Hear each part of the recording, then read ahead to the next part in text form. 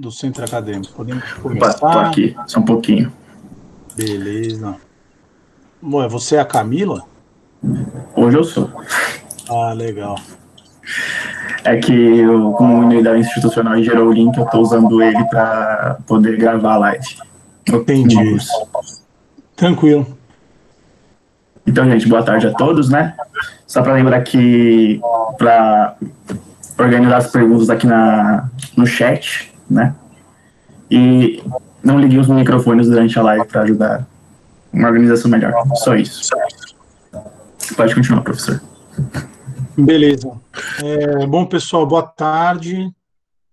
Vamos dar continuidade aí à nossa segunda aula sobre mercado de trabalho em tempos de pandemia, né? E eu preparei uma outra apresentação para vocês para a gente tratar sobre na verdade, esse segundo semestre, né? Desculpa, esse segundo trimestre de 2020, que é o trimestre talvez que mais represente os impactos da pandemia para o mercado de trabalho, né? Então, vou compartilhar minha tela aqui com vocês. Conseguem ver?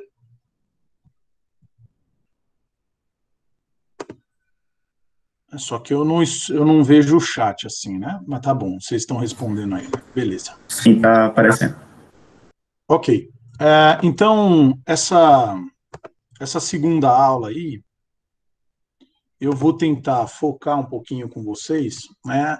E tentar responder essa questão aí, né? Dos impactos da pandemia no mercado de trabalho brasileiro. Tá bom? Ok. Então, antes de iniciar nossa conversa sobre o mercado de trabalho, a gente precisa ter claro alguns pontos a respeito dessa crise, né? Senhores e as senhoras devem estar acompanhando, né, o debate nacional e internacional sobre o que, na verdade, as medidas de isolamento social tão necessárias para conter a disseminação do vírus trouxe de consequências, né, para o lado real da produção e também o lado social da coisa, né? Então, essa crise, ela é uma crise um pouquinho diferente, né? Ou um pouquinho não, tô sendo injusto, né, com a crise, se assim a gente pode dizer. Essa crise, na verdade, ela é muito diferente das outras que a gente viveu, né? Pelo menos aí o pessoal mais velho, né, viveu nas últimas décadas, né? Então, ela é uma crise que se inicia, né, no campo da saúde, uma crise sanitária, né? Então, esse vírus, ele é um vírus altamente de alto contágio, né, de rápido contágio, de alto contágio, né? Ele se espalha muito rápido e para muita gente, né? E um vírus que até então ele podia até ser conhecido do ponto de vista da pesquisa, mas não dos seus efeitos sobre, né, os humanos, né? E isso trouxe mais dúvidas do que respostas por parte da ciência em como tratar esse vírus, né? Então, até hoje ainda, algumas pesquisas em torno da vacina estão sendo desenvolvidas, né? Hoje teve a notícia da vacina da Rússia, tem alguma dúvida em relação a se os procedimentos vão ser divulgados ou não, e se a comunidade vai poder fazer a verificação do que foi feito ou não, mas existem, acho que pelo menos 6 vacinas aí que estão em processo já avançado de desenvolvimento, né? Talvez não tenha precedente na história da velocidade com que essa vacina vai sair, né? Porque uma vacina normalmente ela dura muito tempo para até chegar ao público em geral, né?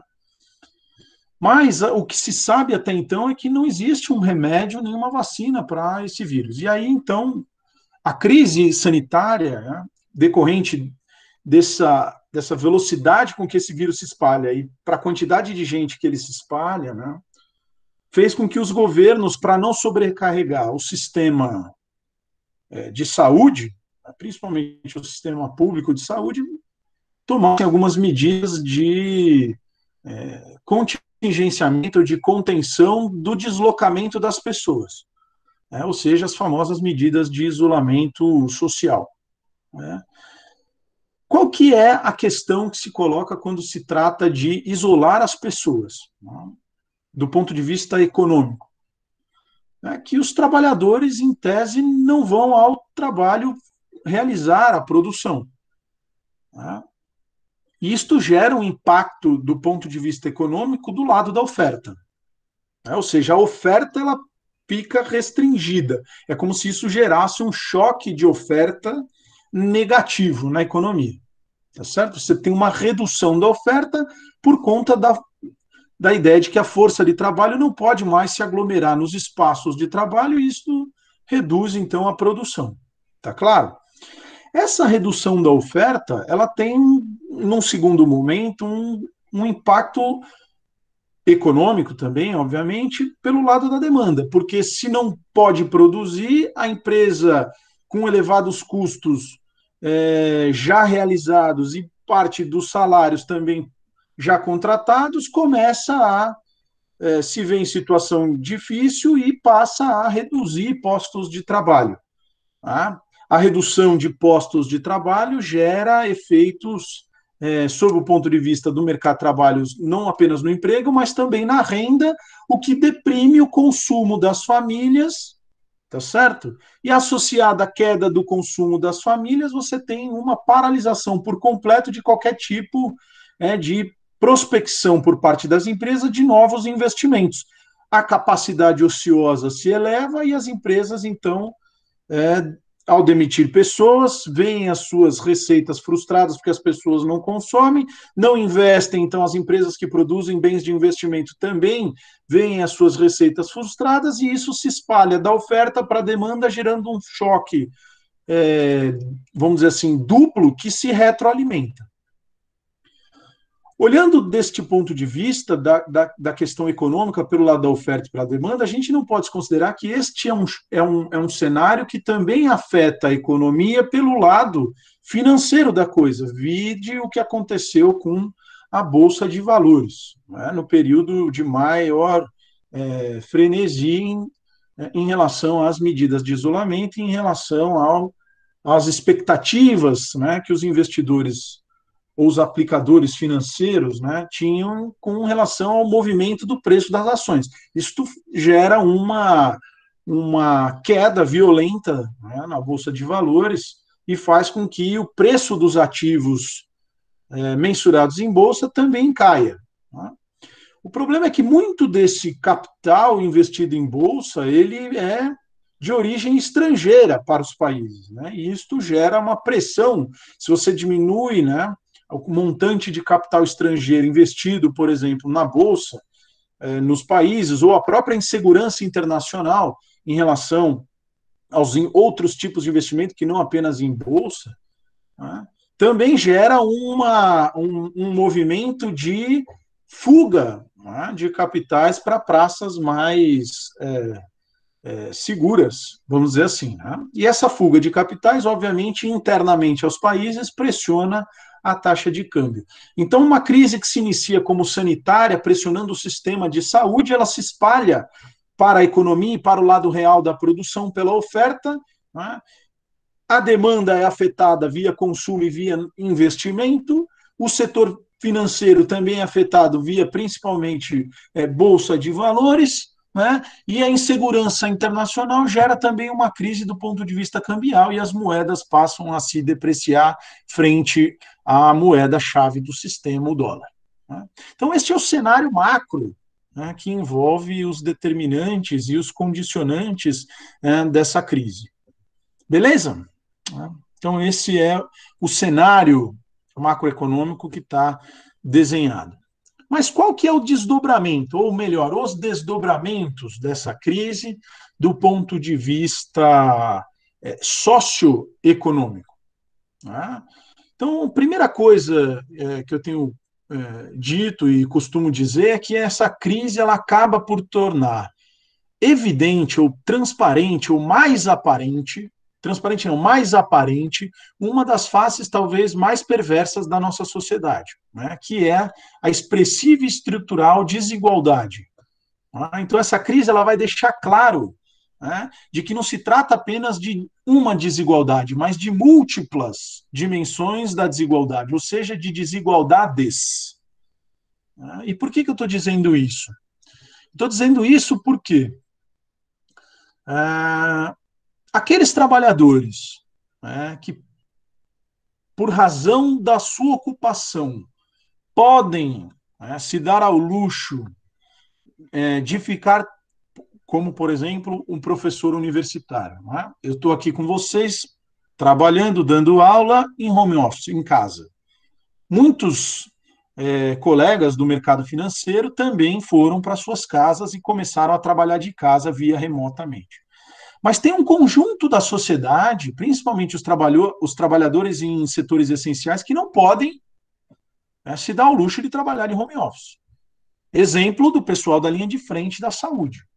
Um médico não pode trabalhar de home office, até alguns, em tese, até podem, né? Psiquiatra, a receita pode ser, assumiu-se que a receita poderia ser online, né? Você vai lá e verifica com token e tudo mais. Apesar de ter alguns prejuízos do ponto de vista do contato médico-paciente, mas ainda existe a medicina, telemedicina, né? Mas muito da medicina, principalmente associada à Covid, ela exige que as pessoas estejam lá na linha de frente. Então, esses trabalhadores já se veem numa situação, né, de diferença em relação àqueles que podem ficar em casa. Mas a gente está falando também de transporte público, que leva estas pessoas para o trabalho essencial. A gente está falando por exemplo, dos catadores de lixo ou do pessoal que trabalha com empresa de limpeza de rua, os lixeiros. Esse pessoal, imagina se o lixeiro fosse trabalhar remotamente. Não tem condição, não existe isso para essas pessoas. Então, essas pessoas acabam estando ou acabam ficando mais expostas à contaminação. Isto já causa um distanciamento entre aquelas que estão protegidas no seu lar e aquelas que precisam estar na linha de frente ali, fazendo a economia funcionar o essencial. Esse é um primeiro ponto, do ponto de vista do distanciamento entre a classe trabalhadora, entre as pessoas que compõem a classe trabalhadora. O segundo ponto é que uma das coisas que ficaram mais claras é a necessidade de você manter relativa higiene pessoal. Tá claro? E aí você fala para a pessoa que ela deve lavar as mãos ou utilizar álcool em gel. Tá claro? Agora, você imagina você falar para a pessoa lavar a mão, sendo que ela mora num lugar em que a água não chega todo dia ou não tem água tratada. Tá claro? Isto torna evidente uma disparidade absurda entre aquelas pessoas que não conseguem nem lavar a mão para se proteger desse vírus e as outras que podem lavar a mão. Tá clara essa ideia, né? Outro ponto de vista que a gente pode tratar, outra dimensão dessa história, é dizer que, por exemplo, a pessoa precisa ficar isolada em casa e evitar o contato internamente à sua casa, ficar um distante do outro em casa, para que não haja, principalmente daquelas pessoas que trabalham na linha de frente, voltam para casa, elas não podem se aglomerar. Não faz sentido um enfermeiro chegar em casa, contato direto com o vírus, e chegar em casa e cuidar de um senhor de idade, o pai, o avô, que seja. Essa pessoa tem que tomar o triplo de cuidado e, se ela puder, ela precisa se isolar dos outros membros da família. Agora, você imagina você solicitar isso ou exigir que pessoas que moram numa casa de um único cômodo façam a mesma coisa. Uma coisa é você morar num apartamento com 3 quartos, 3 suítes, numa casa de 5 quartos, cada um fica no seu quarto e se isola. Outra coisa é você não morar numa casa de um cômodo só. Então, isto já demonstra ou torna evidente estas diferenças entre as pessoas. Tá claro? Então, para se isolar, você precisa primeiro ter casa, né? Isso também já mostra a ideia de que tem gente que nem casa tem para ir para casa, né? Isso é outra coisa. Né?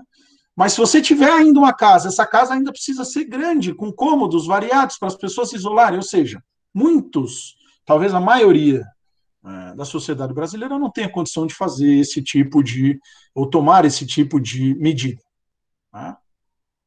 Pois bem, isso é do ponto de vista social, né?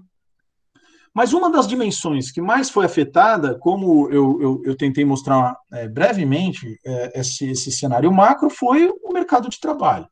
O choque de oferta, depois demanda, que realimenta novos choques de oferta e queda de receitas e mais demissões, né, implicam, né, que o mercado de trabalho seja uma das dimensões mais afetadas, né, pela crise do coronavírus. E, obviamente, quando a gente está falando de mercado de trabalho, a gente está falando não só do nível de emprego, mas também da renda, do âmbito do mercado de trabalho. Ou seja, os salários, a remuneração dos empregadores, a remuneração dos conta própria, ou seja, tudo aquilo associado a uma renda vinda da sua ocupação. Tá? E mesmo assim, existem diferenças que vão aparecer do ponto de vista da própria classe trabalhadora. Não apenas aquelas que precisam se deslocar para ir para o seu trabalho, porque trabalham em setores essenciais, mas também do ponto de vista da ocupação. Então, por exemplo, os funcionários públicos, eles, muitos deles tiveram, obviamente, a sua renda garantida pelo poder público neste momento de pandemia, coisa que não acontece, por exemplo, com o trabalho informal. Então, percebam, existe um relativo distanciamento a depender da ocupação que as pessoas têm no âmbito do mercado de trabalho. E isto gera, obviamente, mais distorções, mais diferenças, vão criando problemas. E a crise, no final das contas, ela acaba, por todos esses elementos que eu apresentei para vocês, ela acaba colocando de volta no debate público quem é que vai salvar a sociedade e o próprio sistema nesse momento. No momento em que os trabalhadores estão perdendo os empregos, as empresas estão perdendo vendas e negócios e tendo que demitir seus trabalhadores, as expectativas com relação a uma venda do produto que essa empresa produz, futura, estão absolutamente pessimistas, as expectativas estão se deteriorando. Como que você vai pensar numa solução automática para esse processo? Então, isso reacende o debate em torno da necessidade de atuação do poder público, ou seja, do Estado. E cria-se um relativo consenso nas diversas escolas de pensamento de que o poder público é o único capaz de atuar neste momento, para salvar, obviamente, não apenas a classe trabalhadora, mas também as empresas. E aí, obviamente, as medidas que são adotadas em todo o mundo, elas têm diferentes tamanhos, diferentes extensões, diferentes escopos. No Brasil, o que ficou evidente é que as medidas elas passavam, em parte, para as empresas pela liberação de crédito, e aí pode-se discutir se chegou ou não chegou esse crédito, e parte para a preservação de empregos e uma renda para os trabalhadores mais vulneráveis e a população em situação de vulnerabilidade, principalmente desempregados e beneficiários do programa Bolsa Família, que foi o auxílio de R$ 600. Então, isso foi esse um breve apanhado aí do que aconteceu do ponto de vista econômico e social nessa pandemia. Beleza? Então, agora eu queria mostrar alguns dados para vocês e tentar hoje me estender menos do que na outra aula, para deixar mais para a gente debater e discutir um pouquinho essa conjuntura pela qual a gente está passando. Beleza? Então, só para dar uma ideia, tá? Os dados trimestrais, tá, do segundo trimestre das contas nacionais ainda não estão disponíveis. Tá? O que tem disponível são os dados para o primeiro trimestre. Tá? E o que eu gostaria de chamar a atenção? Que o primeiro trimestre ele não reflete, pelo menos no Brasil, a totalidade dos efeitos da pandemia na economia. A gente começa a tomar as medidas de isolamento social na metade de março, ou seja, já tinha se transcorrido, vamos dizer assim, 75 dias aí de economia funcionando até que as medidas de isolamento pudessem ser sentidas. Então, a gente tem 15 dias só de março, do final de março, que poderiam dar um indicativo de que a economia fosse afetada. Então, a gente tem aí 2 meses e meio de atividade sem nenhum tipo de, não vamos dizer sem nenhum, mas com pouca influência da pandemia. Mas o que eu quero chamar a atenção? Eu quero chamar a atenção que os dados do primeiro trimestre de 2019 já não eram bons. Ou seja, a gente já não vinha numa situação boa. Né? Então, dei uma olhada nessas duas colunas aí, né, em relação a taxa trimestral, né, de crescimento do produto interno bruto em relação ao mesmo período do ano anterior. Ou seja, eu estou comparando, nessa primeira coluna, o quarto trimestre de 19 com o quarto trimestre de 2018. Beleza? Para que a gente faz essa comparação com o mesmo período do ano anterior? Para evitar os momentos cíclicos internos ao ano que ocorrem na economia. Isso que a gente chama de sazonalidade. A gente tenta suavizar os efeitos da sazonalidade comparando períodos iguais, ou seja, o quarto trimestre de 19 com o quarto trimestre de 2018. O que a gente nota aí? Que a economia cresceu no último trimestre do ano passado, em relação ao último trimestre de 2018. O valor adicionado cresce 1,6%, essa parte do meio aí da tabela, né? E o PIB cresce 1,7% no quarto trimestre. Beleza? O único dado negativo pelo lado da oferta que a gente vê é o setor de eletricidade, gás, água, esgoto e atividade de gestão de resíduos dentro da indústria. Esse é um setor que caiu. Todos os outros setores eles tiveram crescimento no quarto trimestre de 19. Pelo lado da demanda, a gente já nota algum tipo de problema neste último trimestre associado principalmente à formação bruta de capital fixo, ou seja, os investimentos na estrutura produtiva brasileira, que caem 0,4%, e as exportações também, que caem 5% no último trimestre de 19. Beleza? O que eu quero chamar a atenção? Eu quero chamar a atenção que o primeiro trimestre de 2020 já mostrou que a gente não andava bem das pernas. Esse é o ponto.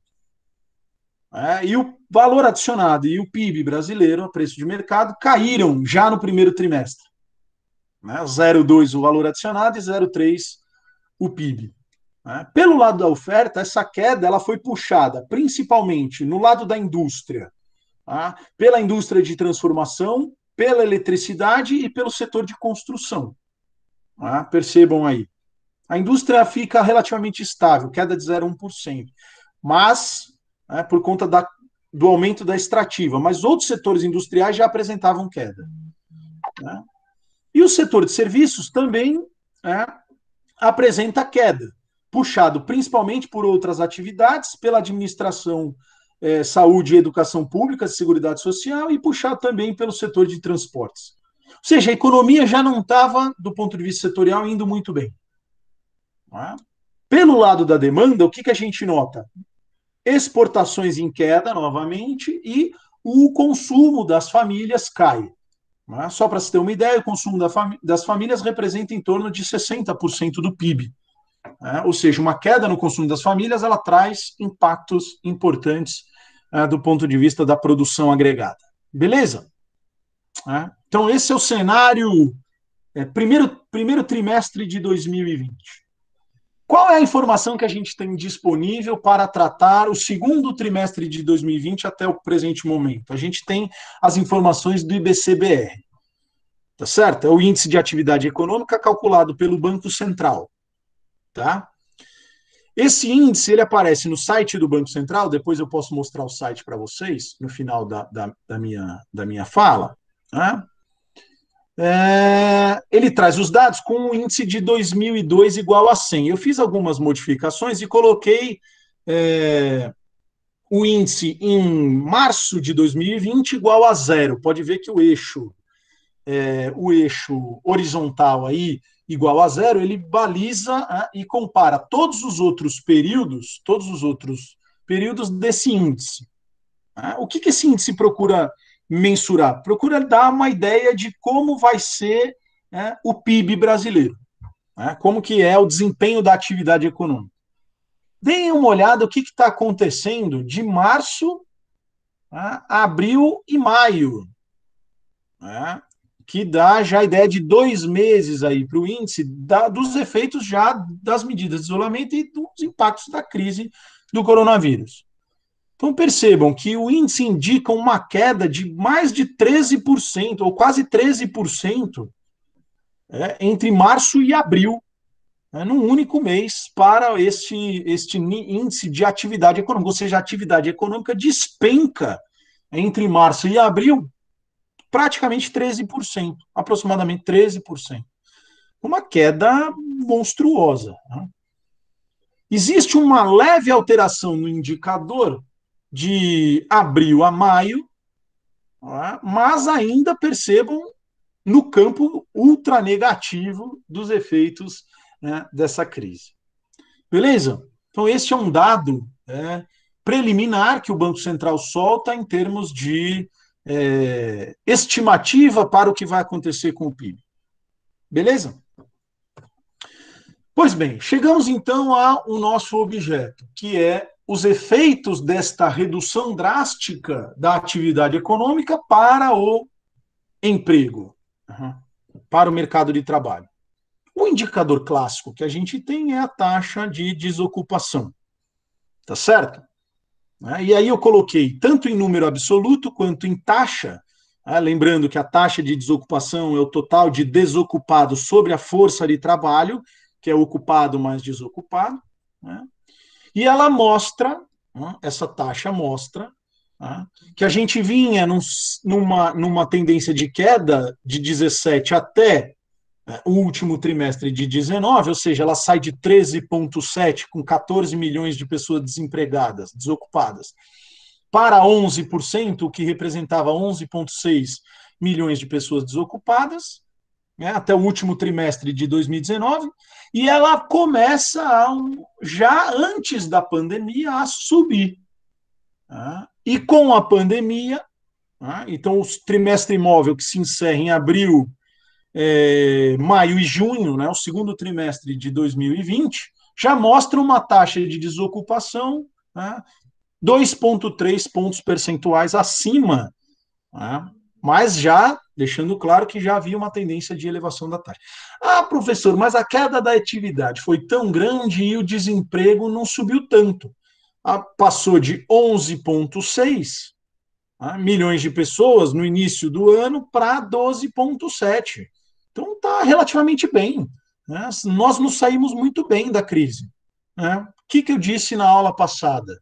Cuidado com o indicador de taxa de desocupação. Ele já não é mais capaz de mensurar os efeitos sobre o mercado de trabalho, principalmente numa economia periférica com elevado nível de informalidade, como é a brasileira. Então, a gente tem que esmiuçar um pouquinho mais o que a gente tem à mão, para decifrar este cenário.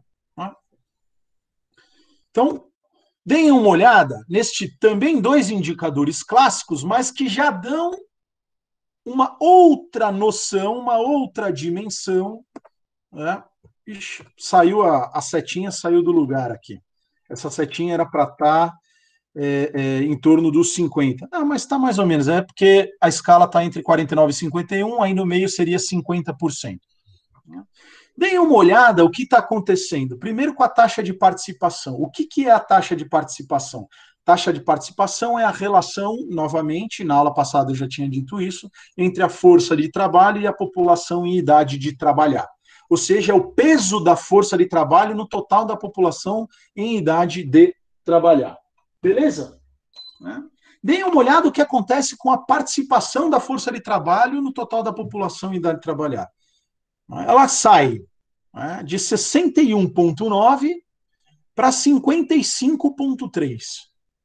Ou seja, mais de 6 pontos percentuais de queda nessa taxa de participação da força de trabalho no total da população.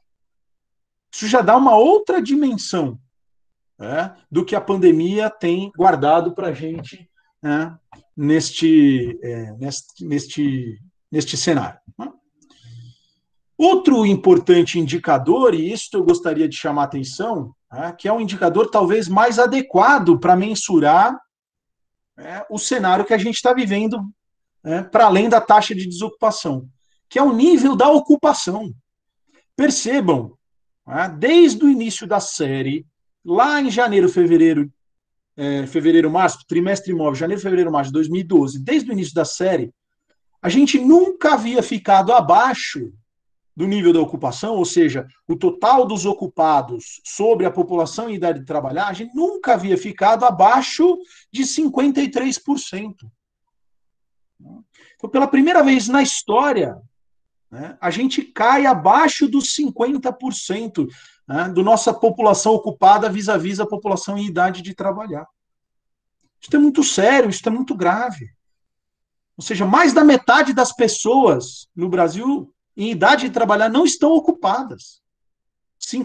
Praticamente 52% da população não está ocupada no mercado de trabalho. Isso é um problema sério. Então, este indicador ele é mais relevante do ponto de vista da qualificação do cenário que a gente está vivendo do que a taxa de desocupação. Beleza? Outro indicador que a gente pode analisar é o volume de pessoas, ou seja, a quantidade de pessoas, ou seja, os números absolutos. E isto já nos dá uma ideia do que a gente está vendo nessa pandemia. Então, deem uma olhada na queda em termos absolutos da população na força de trabalho. A nossa força de trabalho ela se reduz em mais de 10 milhões de pessoas. Está claro esse movimento? E do início do segundo trimestre até o final do segundo trimestre, a gente perde em torno de 9, sai de 105 para 96 milhões de pessoas na força de trabalho. A nossa força de trabalho ela está reduzindo. Força de trabalho é ocupado, mas desocupado, está reduzindo tudo. Tá certo? Mas o que está caindo mais nessa história? Obviamente, é a ocupação. Então, por isso a taxa de desemprego ela não sobe tanto. Está caindo muito a ocupação, tá certo? E o desemprego, em termos absolutos, não está subindo tanto, vis-à-vis a queda na ocupação. Este é um indicador importante, é um sinal importante para a gente perceber o que está acontecendo do ponto de vista da composição da nossa população vis-à-vis a força de trabalho brasileira. Beleza? Este é um indicador que eu não costumo ver ninguém trabalhando com ele, mas é um indicador que eu achei interessante trazer. É um indicador que não sei nem se está consolidado na literatura ou não, mas é uma relação entre a população fora da força de trabalho e a população na força de trabalho. Percebam que, historicamente, a gente nunca havia ficado acima dos 65% dessa razão aí. População fora da força de trabalho vis-à-vis população na força de trabalho. Olha o que acontece na pandemia. A gente passa de um nível de 64, tá certo? Do primeiro trimestre, final do primeiro trimestre, para 80%.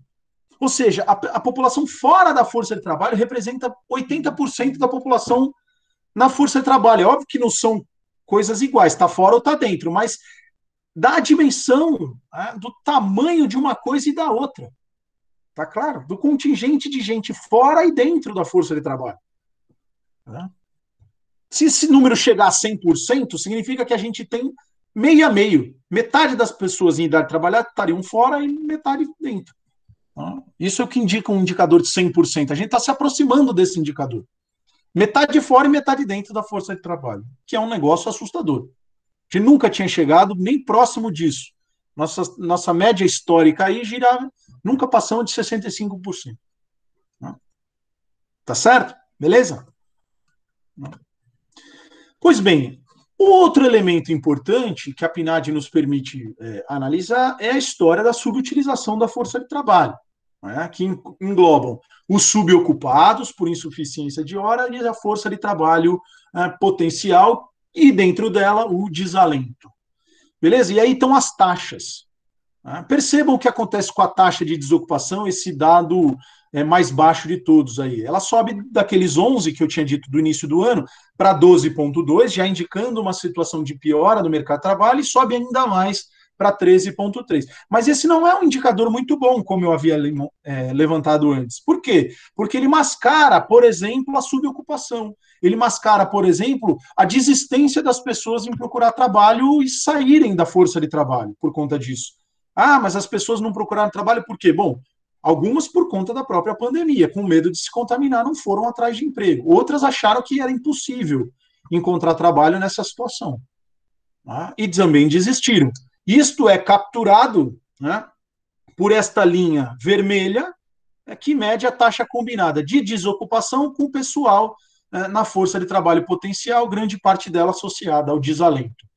Então, perceba, enquanto a taxa de desocupação sobe de 12,2 para 13,3, a taxa de subutilização composta, combinada, essa reta verde sobe de 24 para 29.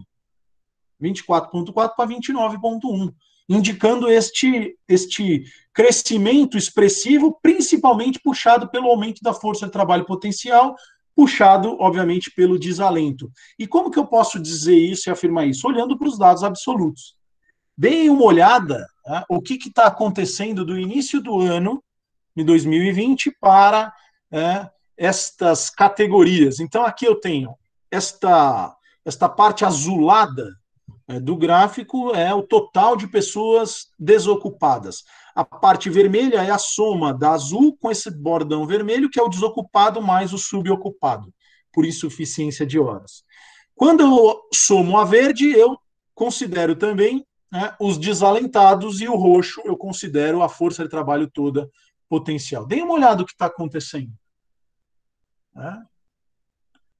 A gente aumenta de 30 milhões de pessoas subutilizadas no início do ano para 32 no primeiro trimestre, final do primeiro trimestre, e para 37, já registrando os efeitos da pandemia.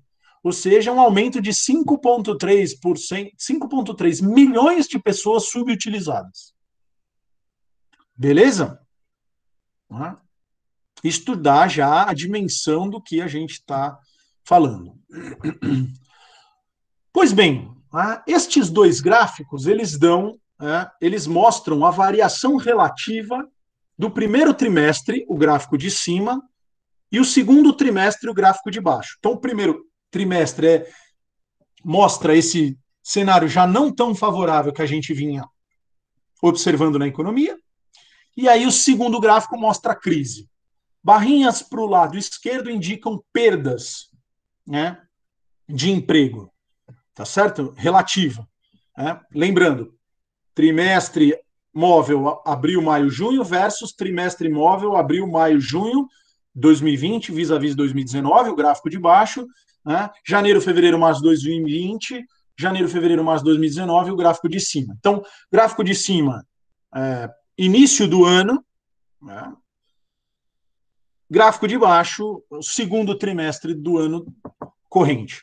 Gráfico de cima, movimento de já problemas do ponto de vista do mercado de trabalho, mas com relativo ainda aumento da ocupação, tá certo? Ó, a primeira barrinha lá em cima, bem pequenininha, tá certo? Aumento da ocupação, alguns perdendo, como os trabalhadores auxiliares familiares, perderam no primeiro trimestre, os empregadores sem CNPJ também caíram relativamente de forma relativamente alta, né? O trabalhador doméstico com carteira também se reduziu bastante no primeiro trimestre, mas ainda tinha, no agregado total, uma certa elevação, né, do nível de ocupação, né, ou do total de ocupados. Né? O que acontece na pandemia? A pandemia é o cenário de baixo. Né? E a ocupação, o nível não, desculpa, a quantidade de pessoas ocupadas cai mais de 10% no segundo trimestre de 2020. Essa primeira barra azul do gráfico de baixo, total. E aí a gente precisa entender quais foram os mais afetados nessa história. E logo de cara, o que a gente percebe? Que o trabalhador empregado no setor privado sem carteira e o trabalho doméstico, seja ele com ou sem carteira, caíram demais. Ou seja, estas pessoas, trabalhadores domésticos e trabalhadores informais no setor privado, empregados no setor privado sem carteira, foram os mais prejudicados, chegando a taxas de menos 25%. Uma queda de 25%, ou seja, de 4 trabalhadores empregados domésticos ou informais, 1 perdeu o seu posto de trabalho. 1 foi demitido. De cada 4. Isso é muita coisa. Mas não chama atenção apenas isso, chama atenção também os empregadores informais, aqueles que contratam trabalhadores familiares, auxiliares no negócio da família. Então você tem uma barraquinha de cachorro-quente não registrada, né? Contrata lá o seu sobrinho, o seu filho, que te ajuda a fazer cachorro-quente, você não tem nenhum tipo de registro, não tem CNPJ. Esse cara perdeu muito com a pandemia. Os trabalhadores, os empregadores sem CNPJ e também os conta própria. Se vocês olharem aí, os conta própria sem CNPJ caíram bastante. Ah, professor, mas tem um movimento aí de aumento do conta própria com CNPJ. É verdade. Mas o que primeiro, o CNPJ, os conta própria com CNPJ são muito poucos na estrutura total da ocupação, então qualquer variação dá uma taxa de crescimento relativamente elevada. Mas isso pode ter um efeito associado, inclusive, aos auxílios emergenciais, porque os MEIs passaram a ser parte, né, do auxílio emergencial. E isso pode ter gerado um efeito de os conta-próprias buscarem se formalizar para acessar o auxílio ou acessar também as linhas de crédito ofertadas para pessoas com CNPJ. Isso é um ponto importante. Mas isso que eu queria chamar a atenção. Então, a crise, a pandemia, ela afeta todas as posições na ocupação. Todas não, mas muitas das posições na ocupação, com exceção do setor público. Então, o empregado no setor público, ele se mantém em elevação. Tá certo? Os militares também têm elevação. Mas na maioria do resto da sociedade, tirando o conta própria com o CNPJ, o lado privado da sociedade, não do público, todos perderam. E muito, e muito. Principalmente o sem carteira, o trabalhador doméstico e os micro e pequenos empresários informais. Os formais também perderam, mas menos que os informais. Os informais foram muito mais afetados. Esse é um primeiro ponto em relação à ocupação, a forma como a ocupação foi afetada. O segundo ponto que eu gostaria de chamar a atenção é a variação absoluta nessa história. Quantas pessoas foram prejudicadas? Então, a crise eliminou 10 milhões de ocupações no Brasil, praticamente 10 milhões de ocupações no Brasil. Comparando esse gráfico de baixo aí. Olha a primeira barra de cima do segundo gráfico aí. 10 milhões de ocupações foram perdidas. Trimestre abril, maio, junho 20 contra abril, maio, junho 19. Quem perdeu mais? Empregado no setor privado, que incluem sem carteira e também os com carteira, mas mais os sem carteira. Trabalhadores domésticos também perderam posto de trabalho. Os empregados com carteira em torno de 3 milhões, os empregados sem carteira um pouquinho menos, o emprego doméstico em torno de 1,7, e assim vai. Mas também quem perdeu muito? Mais de 2 milhões de ocupações. Os conta própria, está aí, dá para vocês darem uma olhada, principalmente os conta própria sem CNPJ.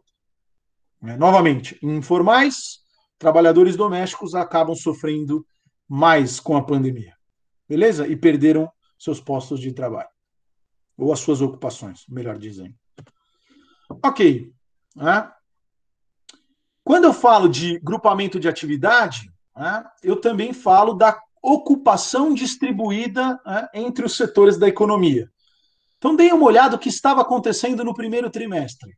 O gráfico de cima. Algumas ocupações aumentam, outras sobem. Onde que sobe o emprego? Total, sobe um pouquinho, como eu tinha mostrado. Mas sobe um pouquinho na indústria, sobe um pouquinho no setor de transportes, na informação, na administração pública e nos outros serviços. Onde que cai? Cai um pouquinho na agricultura, em relação ao mesmo trimestre do ano anterior, o primeiro trimestre de 2020 contra o primeiro trimestre de 2019. Cai um pouquinho na construção, um pouquinho que eu digo em torno de 3%, não é pouquinho, né? É muita gente. Cai também no comércio, no alojamento e no serviço doméstico. Isso é o cenário do primeiro trimestre, onde a pandemia ainda não tinha surtido efeito. O cenário de baixo é a pandemia. O segundo trimestre da pandemia. O que está acontecendo com o Brasil? Percebam, o único que sobe em termos de ocupações na atividade é o setor público. Todos os outros setores perdem postos de trabalho e setores como, por exemplo, alojamento e alimentação perdem mais de 25%, em relação ao mesmo trimestre de 2019. Então, o segundo trimestre de 2020 vai entrar para a história como um dos piores trimestres que a gente já viu. Tá claro isso? Todos os setores perdem. A agricultura perde, a indústria perde, a construção perde. Mas o mais afetado, obviamente, é o serviço doméstico e a alimentação, principalmente em decorrência da própria pandemia. Em termos absolutos, o que isso significa? Significa que dos 10 milhões de postos de trabalho perdido, o comércio é aquele que puxa mais de 2 milhões de postos de trabalho. Serviço doméstico também por aí. Mas a construção e a indústria estão logo ali, com mais de 1,5 milhão de postos de trabalho perdidos, juntamente com o alojamento e alimentação. Tá claro? Mas só para ter uma ideia do dinamismo que já vinha sendo perdido no primeiro trimestre, esse gráfico da variação absoluta já nos dá a ideia de como é pequeno perto das perdas absolutas que nós tivemos com a pandemia. Então, o gráfico de cima mostra esta pequena oscilação entre os setores, com um pequeno crescimento do total de ocupados, do primeiro trimestre contra o trimestre do ano passado. Mas a pandemia vem mostrar uma nova dimensão, onde a gente perde 10 milhões de postos de trabalho. Isso é muito sério. Beleza? Pois bem, então, já para finalizar essa discussão, eu gostaria de apontar o que acontece com o rendimento. E aí eu tenho duas medidas de rendimento possíveis que a PNAD trimestral, mensal, neste caso, dos trimestres móveis, me permite calcular. Olha, professor, então a pandemia aumentou o rendimento médio habitual que as pessoas recebiam? Por que eu chamo a atenção para este dado e por que ele tem que ser tomado bastante atenção na hora de análise? Porque, na verdade, o que acontece? O aumento do rendimento médio não necessariamente significa que mais pessoas com rendimentos mais altos estão sendo contratadas. Pelo contrário, o que a gente viu? A gente viu que os informais e os serviços domésticos estão caindo mais do que os outros. Então, significa que as pessoas de menores rendimentos estão sendo mais demitidas na pandemia. Isto gera um efeito estatístico de elevação da média. Tá claro? Quando você tira uma pessoa que ganha menos da conta, a média sobe. Beleza? Então, tem que tomar muito cuidado com a análise do rendimento médio. Você pode olhar para esse gado e dizer, não, a pandemia elevou o rendimento médio. Bom, mas isso não faz qualquer sentido na tua cabeça. Não, pera lá, vamos pensar um pouquinho.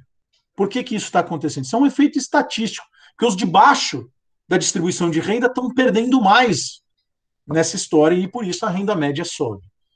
Mas se a gente olhar o rendimento efetivo, percebam o que acontece. A última barrinha do gráfico de baixo, lá no canto direito, ela já dá a dimensão né, de que, na verdade, esta barrinha, em tese, teria que subir um pouquinho, né, pela sazonalidade que a gente observa dos rendimentos efetivos, mas ela não sobe. Então, na verdade, o rendimento médio habitual, que as pessoas estavam acostumadas a ganhar, ele pode até subir, mas o rendimento efetivo não está subindo, não. Né? Então, isso é um outro ponto importante a se destacar. E do ponto de vista agregado, né, o que está acontecendo? Do ponto de vista da massa de renda, bom, aí esse gráfico, seja para o habitual, que é o gráfico de cima, seja para o efetivo, não deixa qualquer tipo de dúvida dos impactos. Né? Percebam, a linha representa em milhões de reais, tá certo? A massa de renda. Então, o 200 mil aqui, na verdade, são 200 bilhões de reais. Bilhões, beleza? E esta massa, ela oscila ao longo do tempo, mas ela tinha uma trajetória de aumento. O que a pandemia fez? Derrubou a massa de renda. 12% ela atinge de queda, trimestre contra trimestre do mesmo período do ano anterior. Beleza? Isso de todos os trabalhos. Isso é renda, massa de renda do trabalho, tá? E seja para o habitual, seja para o efetivo. O efetivo cai ainda mais do que o habitual. Tá certo? Isso já dá a dimensão do tamanho da queda que a pandemia trouxe para os dados, para o mercado de trabalho. Então, pessoas perdendo seus postos de trabalho, em torno de 10 milhões de pessoas perdendo suas ocupações e perdendo renda. Perdendo renda. Apesar da renda média habitual ter subido um pouco, mas justamente por conta desse efeito estatístico que eu falei. Então, os de baixo estão perdendo mais. Beleza?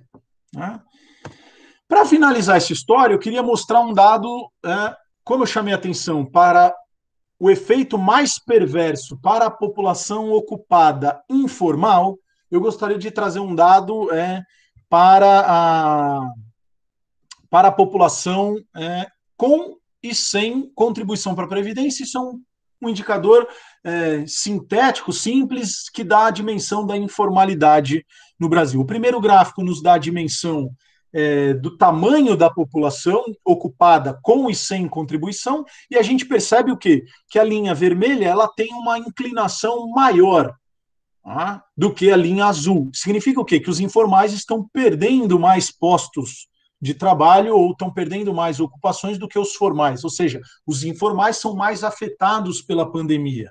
O coeficiente angular da curva, se você quiser colocar em economês, é maior para os informais. Beleza? Ok.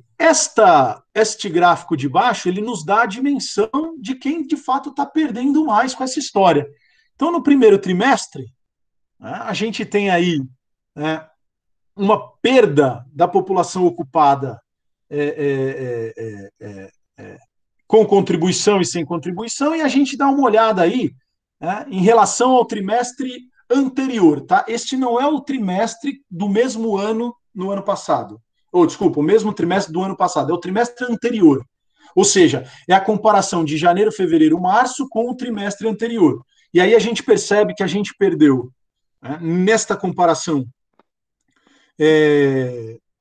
pouco mais de 2 milhões de postos de trabalho, 2,3 milhões de postos de trabalho, sendo que 61% desta perda, em janeiro, fevereiro, março, foi para os trabalhadores informais.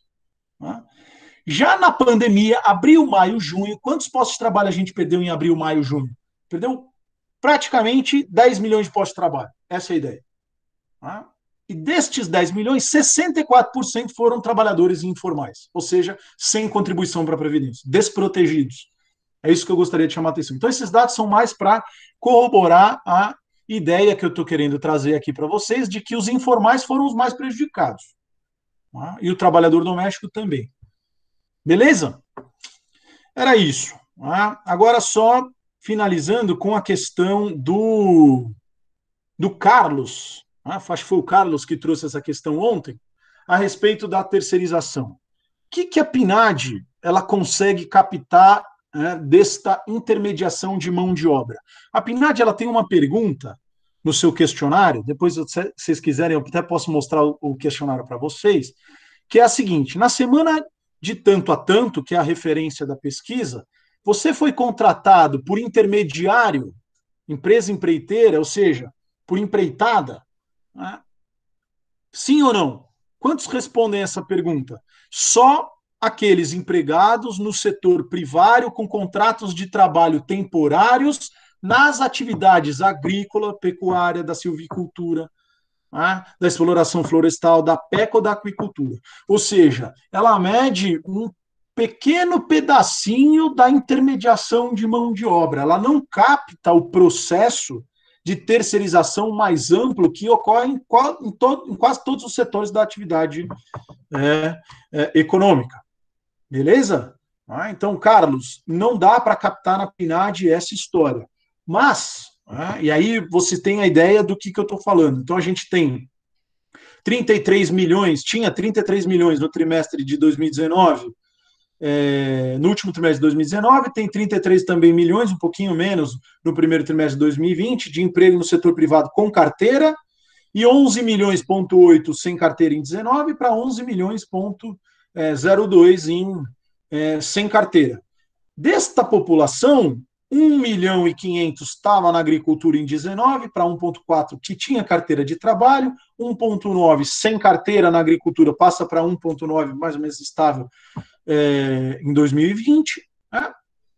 Quantos eram temporários? A PNAD me capta 13 mil pessoas, que vai para 9,9, e sem carteira, muito maior o número, 76 mil pessoas temporárias, né? Passando para 62, e aqueles, percebam, hein, empregado no setor privado, dentro da agricultura, que tem contrato temporário e que agora foi contratado por um intermediário.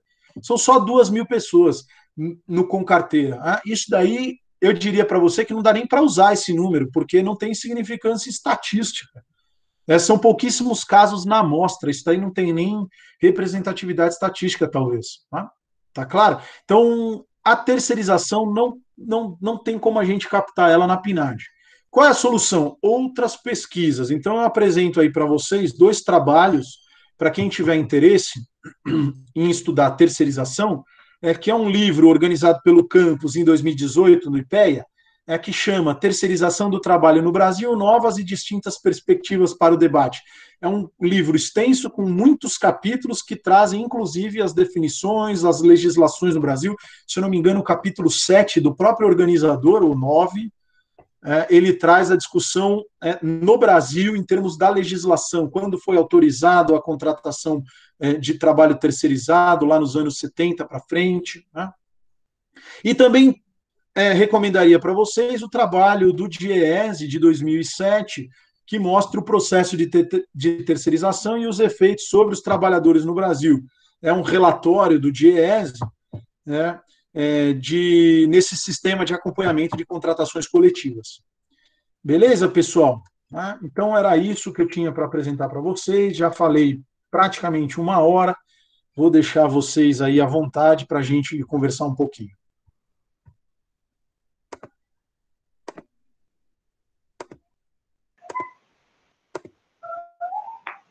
Pessoal, quem tiver alguma dúvida, pode estar colocando o nome no chat para a gente dar uma sequência nas falas.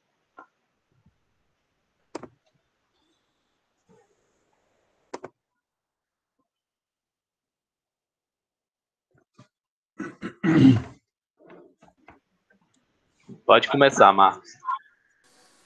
Boa tarde, Trovão. Oi, boa tarde. Minha pergunta diz respeito ao seguinte: a sua demonstração ficou clara que houve uma mudança muito brusca da relação entre empregados e desempregados, desocupados, e me diz o seguinte: será que está havendo uma mudança no perfil da economia brasileira, por exemplo, utilizando-se a urbanização, um dos fatores, e o segundo fator seria, por exemplo, com a aprovação da lei da obrigatoriedade da assinatura da carteira do empregado doméstico, isso provocou que as pessoas ficassem com faxineiras, que viriam uma quantidade de dias na semana, para não evitar que houvesse relação de trabalho. Será que esse perfil da economia, do emprego no Brasil mudou com relação a isso? E a outra pergunta é, por exemplo, quando você nota que, como você falou, que o mercado de capital ele não sofreu o impacto que é a economia. Nossa economia está também muito financiarizada.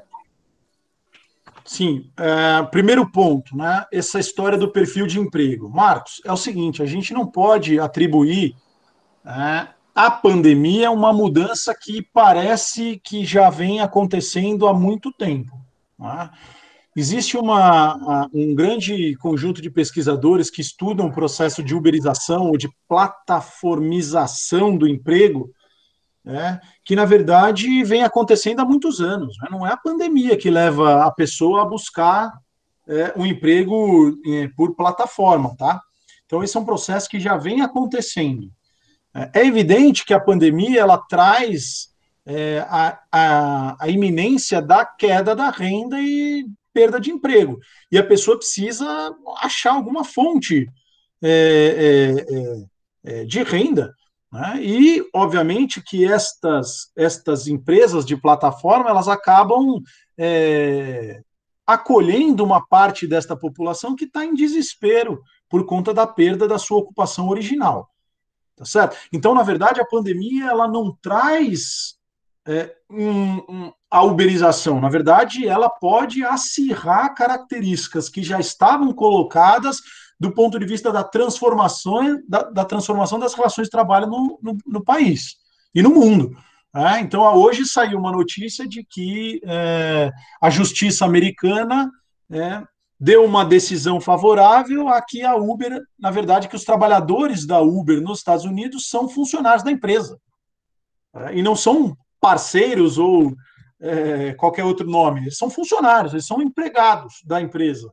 Isto vai gerar, meu caro, um conjunto de ações trabalhistas, inclusive, para a empresa, né? Porque ela tem um conjunto gigante de pessoas que, em tese, ela não tinha nenhuma responsabilidade do ponto de vista da relação capital-trabalho. Não tinha a responsabilidade formal, eles não eram empregados, e agora a justiça disse, não, são empregados sim. Bom, se são empregados, tem que fazer contrato de trabalho, tem que cumprir a legislação trabalhista do país, tem que fazer um monte de outras adaptações nesta relação que era uma relação disfarçada de forma clara de contrato de trabalho. Né? Isto está claro. Né? Então, eu diria para você que isto é uma mudança que vem acontecendo há mais tempo e ela é mais ampla do que isso. Né? Tem uma pesquisadora, né? Eu esqueci o primeiro nome dela, mas ela chama Abílio. Né? O sobrenome dela é Abílio.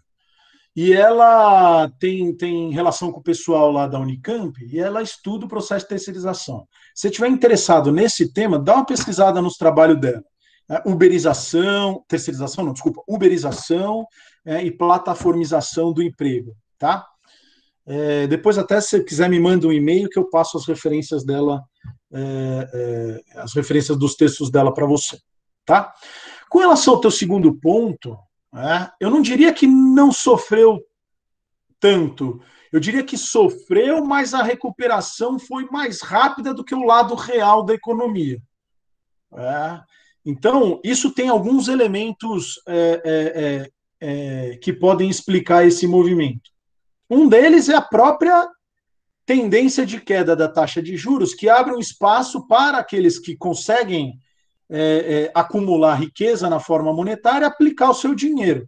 Tá certo? Com uma taxa de juros baixíssima, historicamente baixíssima, do jeito que a gente está observando no país, ainda que ela esteja no campo positivo, do lado real, a depender das expectativas de inflação e da própria taxa de juros, que sai sempre no Boletim Focus, recomendo a vocês que acompanhem, ela é uma das menores da história do país.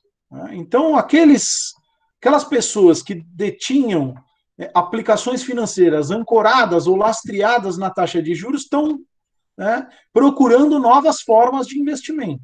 Uma delas é a Bolsa de Valores. Então, o primeiro momento da pandemia derruba a Bolsa de Valores, mas essa bolsa, esse valor, ele acaba voltando a subir muito mais rápido que o lado real da economia. Justamente porque agora tem uma massa de recursos disponíveis para serem aplicadas na Bolsa. Então já tem até uma discussão se a gente está na iminência de uma bolha de ativos do ponto de vista financeiro na Bolsa de Valores. E um dos indicadores é ações recomendadas por youtubers e redes sociais e coisas do tipo, que atingem um grande contingente de pessoas, o número de CNPJs na Bolsa sobe, e aí você já viu, né? Alguma coisa está acontecendo de muito estranho e aquele que sair primeiro vai se safar dessa história. Né? Então já se está discutindo no Brasil se existe ou não uma bolha. Agora, o que eu diria para você? Isto, em parte, não está diretamente associado ao que você chamou de financiarização. Né? Mas eu diria está mais associada à questão da distribuição da riqueza no país. Né? Então, aqueles que têm bastante capital e que agora perderam a expectativa de ganhar dinheiro via título público, o rendimento via título público, agora encontram na Bolsa uma saída e vão para a Bolsa. Mas esse foi um fenômeno que não é só do ponto de vista dos super ricos, a classe média também está migrando para a Bolsa. E isto pode gerar este efeito de uma queda no primeiro momento, principalmente puxado por capital estrangeiro, mas o volume de capital interno brasileiro está subindo na Bolsa, o que puxa, de certa forma, uma recuperação mais rápida da Bolsa. Eu não sou especialista em mercado financeiro, mas o que eu tenho acompanhado este movimento de recuperação mais rápida na parte dos ativos negociados em bolsa do que na parte real da economia. A parte real da economia está em frangalhos, em termos de ocupação, em termos de renda da classe trabalhadora. Isso eu posso te afirmar com certeza.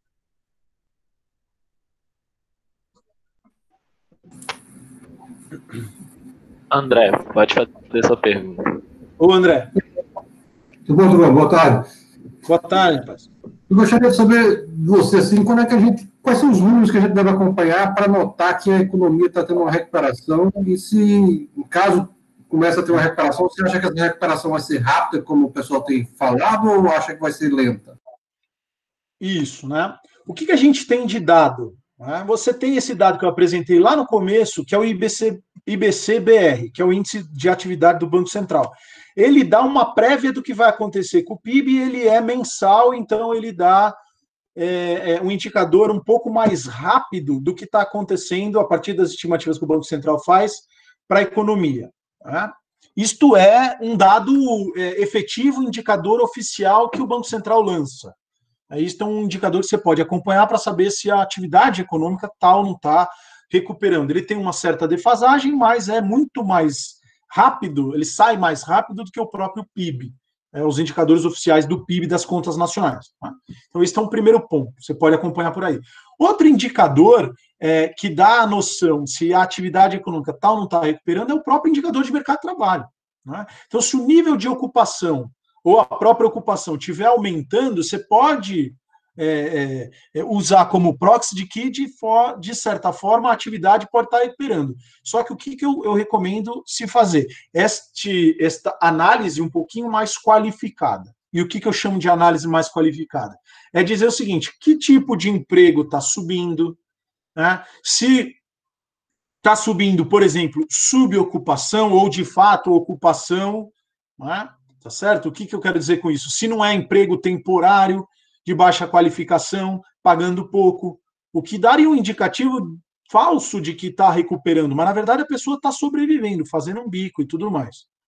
Então, indicadores de mercado de trabalho que saem mais rápido, eles dão um tom de se a economia está indo melhor ou pior. Você tem algumas pesquisas que os próprios setores da economia realizam no corpo das suas federações. Então, você tem a Federação do Comércio, tem a Confederação das Indústrias, que lançam alguns relatórios e boletins de acompanhamento, por exemplo, das expectativas dos consumidores, das expectativas dos empresários.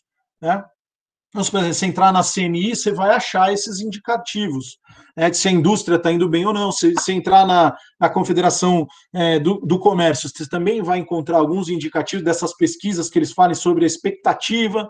Né? E tem o Boletim Focus do Banco Central, que mensura, faz uma média das expectativas dos maiores players financeiros, dos bancos, vamos dizer assim, a respeito do que eles acham que vai acontecer. Isto já pode também indicar o tom, se a economia vai melhorar, se vai piorar ou não. Com relação, você perguntou a minha opinião, se a economia vai bem ou vai mal daqui para frente, aí se vai recuperar rápido ou vai recuperar lento. Né? Como todo bom economista, e eu gosto de brincar com vocês, eu digo o seguinte, depende, cara.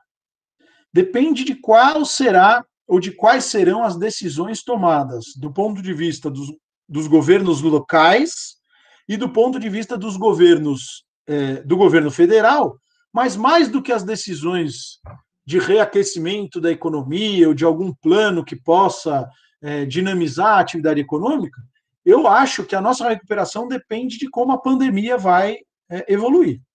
E digo isso por quê? Que imagina então que você decide abrir a economia e vem uma nova onda ou aumento do número de casos e número de mortes e sobrecarrega novamente o sistema público de saúde. O que vai acontecer? Você vai ser obrigado a fechar tudo de novo. Tá claro? Se a gente não tiver uma vacina ou um remédio, meu caro, dificilmente a economia vai se recuperar do jeito que a gente está lidando com a pandemia, dificilmente a economia vai se recuperar rapidamente. Então, o que eu acredito que vai acontecer? Uma recuperação lenta, e muito lenta. E não é só por conta da pandemia em si, mas é porque a nossa recuperação já vem sendo lenta há muito tempo. Nós saímos da crise de 15 e 16 com muita lentidão. 2017, 2018, final de 19 já dava indicativos de que a gente já vinha mal. Primeiro trimestre desse ano já a mesma coisa. Então a gente não está bem do ponto de vista da produtividade, do ponto de vista dos investimentos, entendeu? Então a nossa recuperação, 17, 18, 19, ela já era lenta. O que a gente acha que vai ser uma recuperação elevada? Ah, professor, mas tem um efeito estatístico, aí caiu muito, pode subir muito, porque a base diminuiu. Verdade. Mas perceba, se não subir muito, significa que nós estamos numa situação muito, mas muito pior do que a gente consegue ver até o momento com os dados que a gente tem. Tá claro? Então, eu diria para você, difícil a gente se recuperar de uma maneira pujante e forte. As empresas estão quebrando. A renda das famílias está diminuindo, a massa de renda está caindo, então o consumo das famílias está indo mal.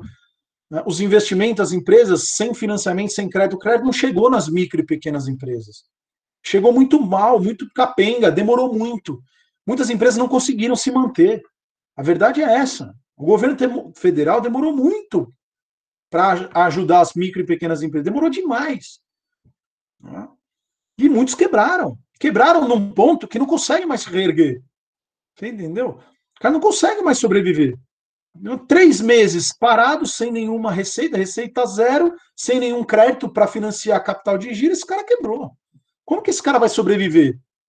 Tá certo? Então, se não tiver, a meu ponto de vista, um amplo projeto de integração local, estadual, regional, nacional, né, em todas as esferas, municípios, estados e unidade da federação e União, isso não vai sair da noite para o dia. O capital privado não vai puxar essa retomada de uma maneira acelerada como se espera. Não vai puxar. Você nunca puxou. Tá certo? O capital privado no Brasil, historicamente, ele acompanha os movimentos que o Estado faz. Foi assim na história inteira. Né? Então, se não tiver um amplo projeto desse ponto de vista, eu desconfio que a recuperação vai ser muito, mas muito lenta. Né? Então é isso.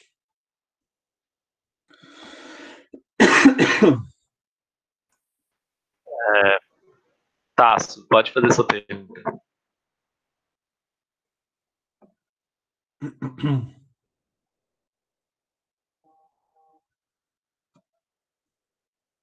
Eu não estou ouvindo, não. Alguém está ouvindo?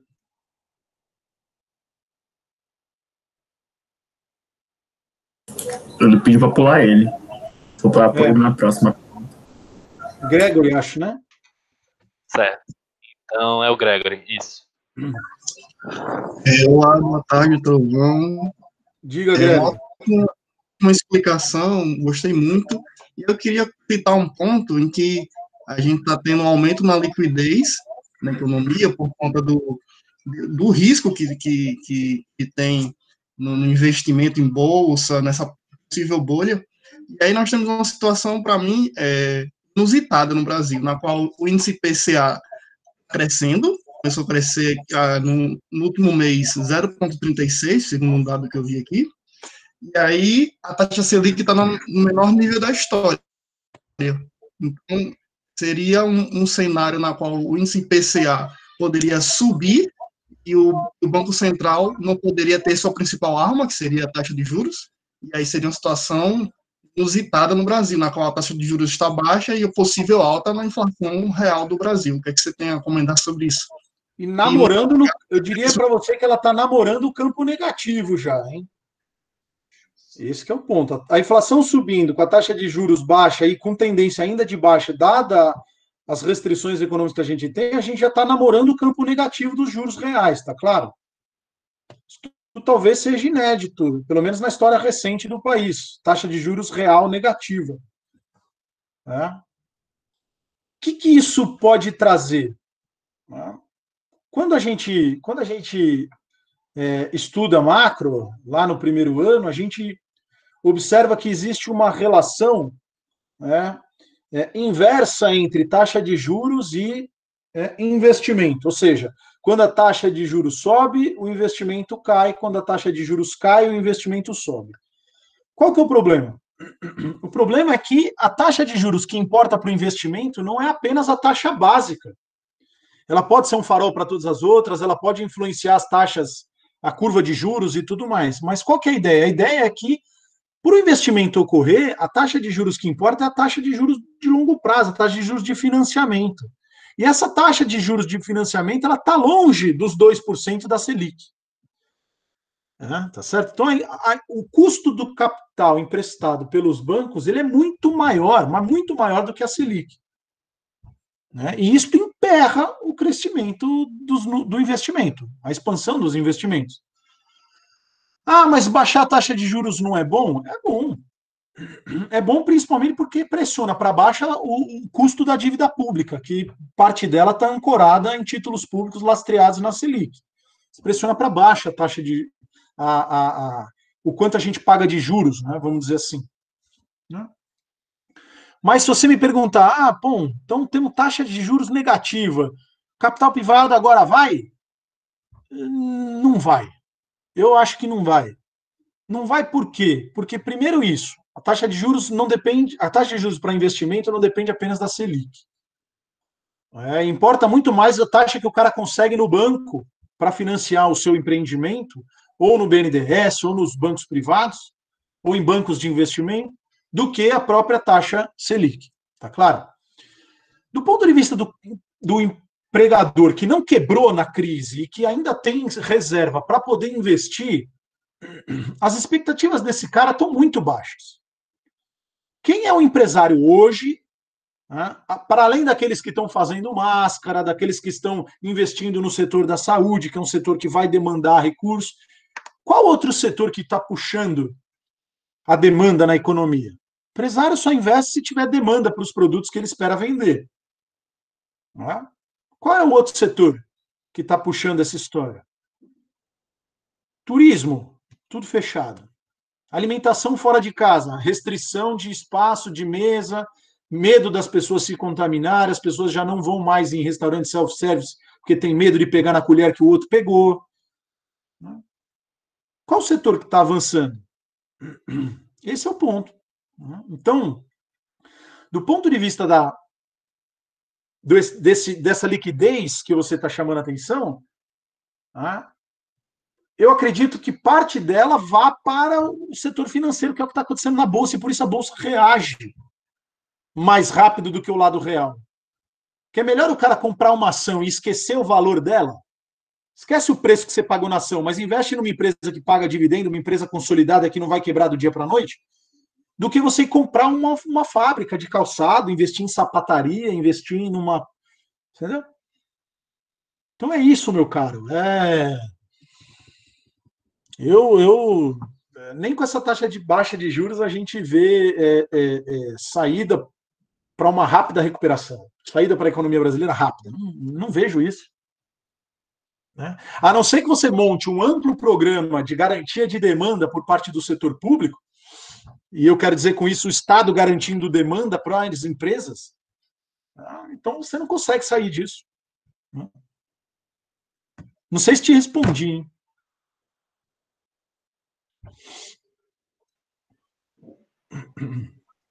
Lucas, por favor, pode fazer sua pergunta. Opa, boa tarde, Cassiano. Rapaz, minha Diga, pergunta... Lucas. Opa, minha pergunta é o seguinte, questão do auxílio emergencial. Eu queria saber, assim, sua opinião a respeito de como é que o auxílio ajudou a não piorar tanto essa situação e qual o cenário que você enxerga para daqui a 2, 3, 4 meses que esse auxílio vai acabar. Como você enxerga que vai ficar a situação do trabalhador, das famílias, para o curto prazo na economia? Lucas, é o seguinte, do ponto de vista macro,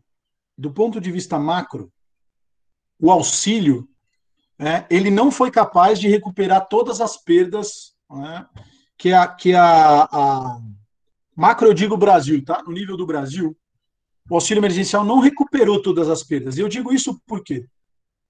Porque esse auxílio, do jeito que ele foi desenhado e por conta da nossa estrutura de distribuição de renda, ele tem um duplo efeito.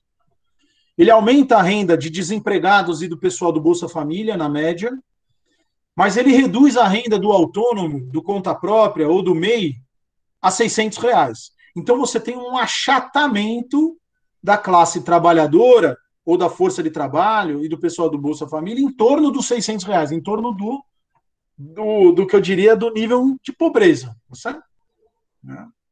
Imagina que uma pessoa ganhe R$600 na família, no máximo duas, ou seja, tiverem, na melhor das hipóteses, duas pessoas, chefes de família, morando no mesmo domicílio, o máximo que o auxílio chega é R$2.400, são duas mulheres.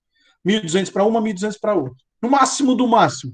Mas só para você ter uma ideia, o ticket médio gira em torno de 720, 730, a depender da região, do estado. Então, esse é o primeiro ponto. Do ponto de vista macro, geral, o auxílio não foi capaz de recuperar todas as perdas. Porque tinha gente que ganhava R$500 e agora está ganhando R$600. Ou, desculpa, tinha gente que ganhava R$5.000 como vendedor de cachorro-quente, ou ambulante, qualquer coisa desse tipo, e passou a ganhar 600. Esse é o primeiro ponto. Então, você tem um achatamento. Do ponto de vista regional, o auxílio ele teve um efeito que criou uma certa distorção. Tá? E eu diria assim, nas regiões onde a renda média é mais baixa, próxima do ticket médio do auxílio, ou seja, quando a maioria da população em determinada região ganha próximo do auxílio, este auxílio ele faz com que, tá certo, a massa de renda seja sustentada. A exemplo, o interior, por exemplo, do Rio Grande do Norte. Certo? No interior do Rio Grande do Norte, o auxílio bombou a economia de alguns municípios. Porque esses municípios, primeiro, tinham uma renda média próxima do valor do auxílio e tinha um grande contingente de pessoas desempregadas que passaram a ganhar auxílio, Bolsa Família e pessoal na informalidade. Então, esse auxílio impulsiona, em determinadas localidades, essas regiões, determinados municípios. Só que, do ponto de vista macro, você tem regiões muito mais ricas, como o Sudeste e o Sul, que o auxílio não consegue fazer com que essas pessoas, até a população debaixo da estrutura no Sudeste ganha mais do que o auxílio, então o auxílio não consegue compensar as perdas. Então o efeito compensação de perda ele é diferente entre as regiões. Tá claro isso? Né? O que vai acontecer daqui para frente se o auxílio acabar? Caos. Por quê? Justamente por isso que eu tenho apontado dessa lenta recuperação da economia. O fim do auxílio implica o retorno imediato de todo mundo aos seus postos de trabalho anteriores. Para que você acabe com o auxílio e a massa de renda volte a subir, você tem que voltar todo mundo a trabalhar. Só que o problema é que muitas empresas quebraram, muitas pessoas perderam suas ocupações e não vão conseguir se reposicionar na mesma ocupação, com o mesmo rendimento. Os investimentos, as expectativas de investimentos estão indo mal, apesar de alguns indicadores mostrarem, não, está melhorando a expectativa e tal, mas isso é muito frágil. Basta vir uma próxima onda aí de contaminação, mais mortes, mais... volta tudo. Tá certo? Então, a importância do auxílio é fundamental. Quando acabar, eu não sei o que pode acontecer. Né? Apesar de nós termos uma proteção social permanente, e digo isso, Bolsa Família, BPC, aposentadoria rural, que sustenta parte da massa de renda, o auxílio se mostrou fundamental. É uma proteção social emergencial que precisa ser começada a se discutir se ela vai virar ou não permanente. Esse é o ponto. Tá? Então, se a economia não recupera no mesmo patamar que a gente estava antes da crise, e se o auxílio acaba, isto gera caos social. Esse é o ponto.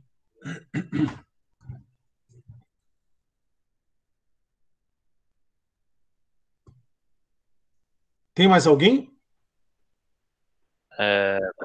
O Tasso, ele não está conseguindo ativar o microfone, então se ele quiser fazer a pergunta, faz pelo chat, hein? Pode colocar que eu leio para você. E o Gabriel pode fazer a pergunta aí.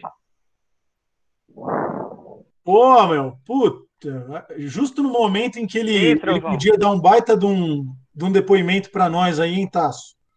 O cara já foi entrevistador da PNAD, olha aí que bacana. Ah, meu, o microfone não tá funcionando não mesmo? Ixi.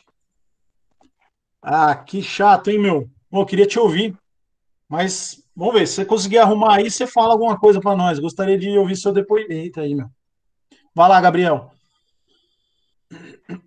Trovão, em relação a essa questão que você falou da recuperação sem V ou sem U, queria entender por que a China conseguiu recuperar boa parte do que ela tinha despencado no primeiro trimestre e até subir um pouco em relação ao ano passado, né?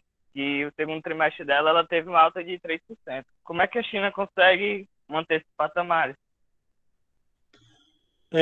Eu não sou especialista em China, tá? Isso daí você poderia perguntar para a professora Esther, que é uma especialista em China. Mas, que a minha percepção inicial pode te ajudar e a gente pode pensar junto essa história.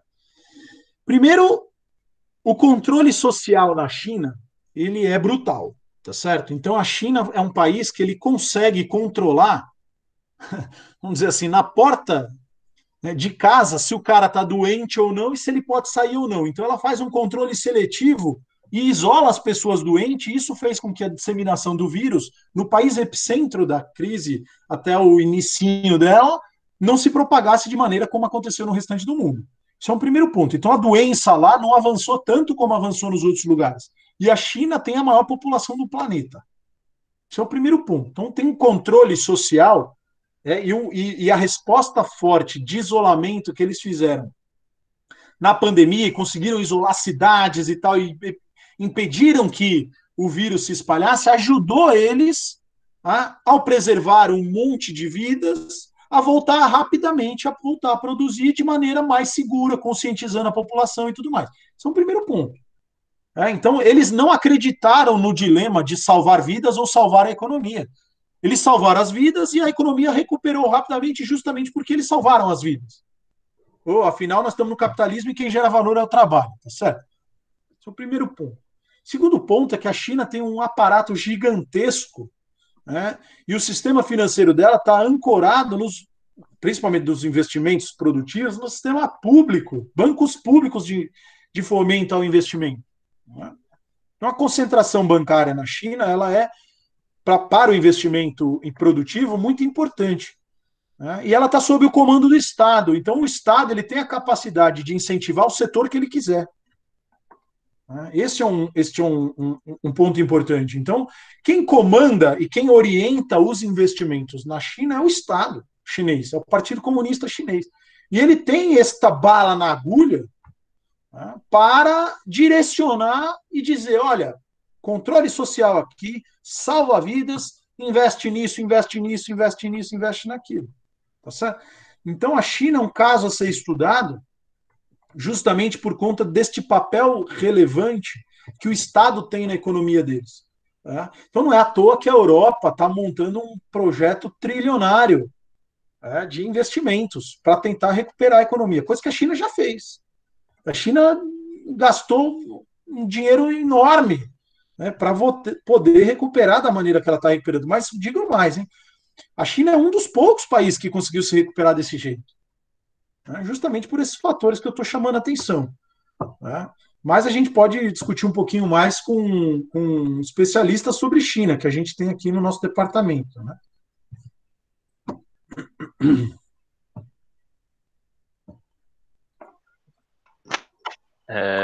Acho que agora a gente vai encerrar as inscrições, já que não teve mais nenhuma. O Tasso colocou aqui o comentário dele sobre o trabalho dele na PNAD, aplicando o questionário da PNAD contínua. Ele está falando sobre a terceirização, que as empresas terceirizadas eram classificadas como atividade como empresa de locação de mão de obra. E sempre que um caso desse acontecia, a pergunta seguinte do questionário era sobre a atividade da empresa em que o empregado exercia a atividade.